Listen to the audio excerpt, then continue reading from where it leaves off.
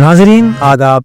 मौर्रखा 27 अगस्त 2025 मुताबिक 3 रबीउल अव्वल 1447 हिजरी के अवधनामा वॉइस एडिशन में आपका खैर मकदम है। पेश खिदमत है अवधनामा में शाये खास खबरों की तलखीस। अमेरिका ने भारत पर तिजारती दबाव बढ़ाते हुए 50% तक टैरिफ आयद करने का बाज़ाब्ता नोटिफिकेशन जारी कर दिया। ये नया टैरिफ कल से नाफिजुल अमल होगा। इस फैसले के बाद भारत की बरामदात को शदीद झटका लगने का खदशा जाहिर किया जा रहा है, जिसके नतीजे में रोजगार के मौके कम होंगे और हुकूमत की आमदनी में भी कमी आएगी। माहिरीन के मुताबिक शरह टैरिफ का सबसे ज्यादा असर उन मसनूआत और सेक्टरों पर पड़ेगा जो बराह रास्त अमरीकी मंडी पर मुनहसिर हैं। यह फैसला दोनों ममालिक के दरमियान तिजारती ताल्लुकात पर भी गहरा असर डाल सकता है। सुप्रीम कोर्ट ने समाअतों की तकमील के बाद हाई कोर्ट की तरफ से फैसले देने में ताखीर पर गहरी तशवीश का इजहार किया है और इसे इंतहाई हैरान कुन भी करार दिया है। जस्टिस संजय करोल और प्रशांत कुमार मिश्रा की बेंच रविंद्र प्रताप शाही की तरफ से 2008 से जेर इल्तिवा एक फौजदारी मामले में इलाहाबाद हाई कोर्ट के अबूरी अहकामात को चैलेंज करने वाली अपीलों की समाअत कर रही थी। इस अपील पर समाअत 24 दिसंबर 2021 को मुकम्मल हुई और उसे अहकामात के लिए महफूज कर लिया गया, लेकिन कोई हुक्म सुनाया नहीं गया। इस तरह यह मामला दूसरे बेंच के सामने रखा गया। अदालत उज़्मा ने कहा कि जल्द निपटाने की बार बार दरखास्तों के बावजूद हाई कोर्ट ने कोई फैसला नहीं सुनाया। ये मामला हैरत अंगेज है। बिहार में कांग्रेस की वोटर अधिकार यात्रा अपने शबाब पर है। राहुल गांधी की क़यादत में जारी इस यात्रा में पहले से ही लोगों की जबरदस्त भीड़ जमा हो रही थी और आज तो प्रियंका गांधी की आमद से हर जगह लोग खचाखच भरे हुए दिखाई दे रहे थे। मधुबनी में प्रियंका गांधी ने एक जलसयाम से खिताब करते हुए लोगों की इस मोहब्बत और हिमायत के लिए शुक्रिया अदा किया। इस मौके पर उन्होंने वज़ीर आज़म नरेंद्र मोदी पर तंज और तल्ख अंदाज में हमला भी किया। अपने खिताब में उन्होंने लोगों से वोट चोरी के तई बेदार और मोहतात रहने की तलकीन की। उन्होंने कहा कि वोट आपकी पहचान है और आपकी शहरियत की बुनियाद है। बॉम्बे हाई कोर्ट ने पीर के रोज एक अहम फैसला सुनाते हुए उत्तर प्रदेश के वजीर आला योगी आदित्यनाथ की जिंदगी पर मबनी फिल्म की थिएटर में नुमाइश की इजाजत दे दी और central board of film certification को हिदायत दी कि वो film the monk who became chief minister को किसी भी तरमीम या कटौती के बगैर सर्टिफिकेशन जारी करे।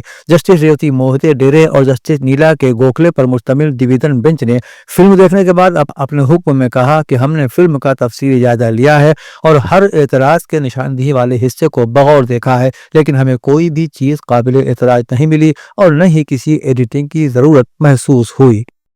वज़ीर आला योगी आदित्यनाथ ने आज अपनी सरकारी रिहाइशगाह पर बुलाई गई एक आला सतही मीटिंग में मुजव्वज़ा Uttar Pradesh electronics पुरज़ाजात manufacturing policy 2025 पर गौर ख़ौस किया और मुताल्लिक़ा अफ़सरान को ज़रूरी हिदायत भी जारी की। वज़ीर आला ने रियासत को इलेक्ट्रॉनिक्स मैन्युफैक्चरिंग का आलमी मरकज़ बनाने के मकसद से ये पॉलिसी नाफिज करने की हिदायत दी। उन्होंने कहा कि इलेक्ट्रॉनिक्स सेक्टर आज भारत की मईशत का सबसे तेज़ी से तरक्की करता हुआ शोबा है। आज भारत दुनिया का दूसरा सबसे बड़ा मोबाइल तैयार करने वाला मुल्क है, जिसमें उत्तर प्रदेश की हिस्सेदारी तकरीबन 60% है। रियासत को इस शोबे की बेपनाह इम्कानात से फायदा उठाना चाहिए। भारत के नायब सदर के ओहदे पर इंडिया इत्तेहाद के उम्मीदवार जस्टिस बी सुदर्शन रेड्डी आज लखनऊ में रियासती कांग्रेस दफ्तर पहुंचे, जहां रियासती कांग्रेस के सदर अजय राय की क़यादत में हजारों कारकुनान ने उनका शानदार खैर मकदम किया।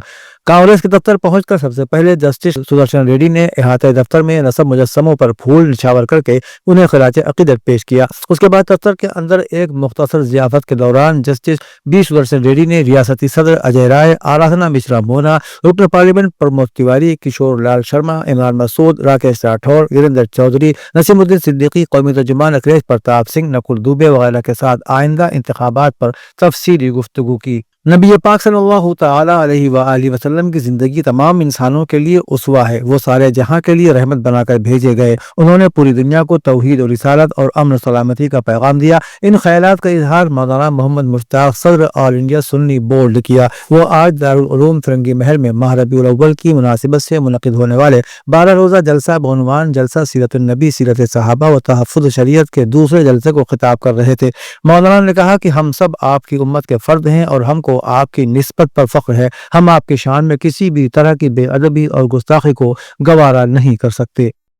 कायनात में कुफ्र, शिर्क और दहशत व बर्बरियत का घुप अंधेरा छाया हुआ था। तालीमात अंबिया को लोगों ने फरामोश कर दिया था। कमजोरों, बेवाओं, यतीमों और मजलूमों का कोई पुरसाने हाल न था। इंसानियत सिसक रही थी। बेहयाई और बुराई का दौर दौरा था। ऐसे में अल्लाह ताला ने भटकी हुई इंसानियत को राह रास्त पर लाने के लिए अपने महबूब हादी आजम पैगम्बर आलम हज़रत मोहम्मद मुस्तफ़ा सल्लल्लाहु अलैहि वसल्लम को मजलूमों, बेसहारों, यतीमों और बेवाओं का मोनिस व गमखार बनाकर इस दुनिया में भेजा। مذکورہ خیالات کا اظہار درگاہ حضرت مخدوم شاہ مینا شاہ میں مینائی ایجوکیشنل ویلفیئر سوسائٹی کے زیر اہتمام جشن عید میلاد النبی سے خطاب کرتے ہوئے قاری محمد اسلام قادری نے کیا۔